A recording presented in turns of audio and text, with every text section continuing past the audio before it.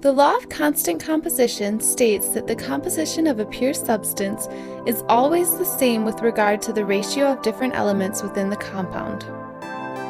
We can determine the percent composition of different elements within a compound by taking the number of atoms of the element in the formula multiplied by the atomic weight of the element, divided by the formula weight of the compound, and multiplying that number by 100 to get a percent.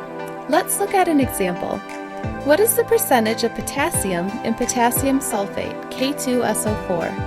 Remember that the percent composition of an element is equal to the number of atoms of that element in the formula.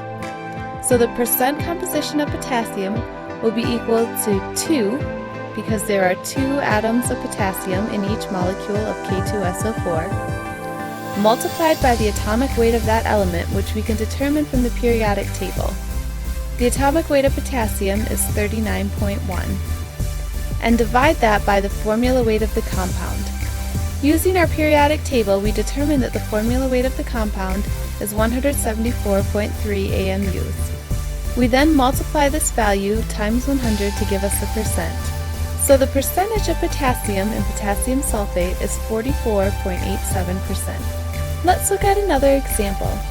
What is the percentage of hydrogen in acetone? So how many hydrogen atoms do we have in acetone? Well, you'll see that CH3 is in parentheses with a 2 outside of it. So we need to multiply the subscript on hydrogen, 3, by 2 to give us 6 atoms of hydrogen in every molecule of acetone. So remember, the 2 outside of parentheses tells us that there are 2 CH3 groups in acetone, which would mean that there are 6 total hydrogen atoms. We multiply this by the atomic weight of the element, which from looking at our periodic table is 1.01 AMUs, and divide that by the formula weight of the compound, which again, using our periodic table, we've determined to be 52.09 AMUs per molecule of acetone.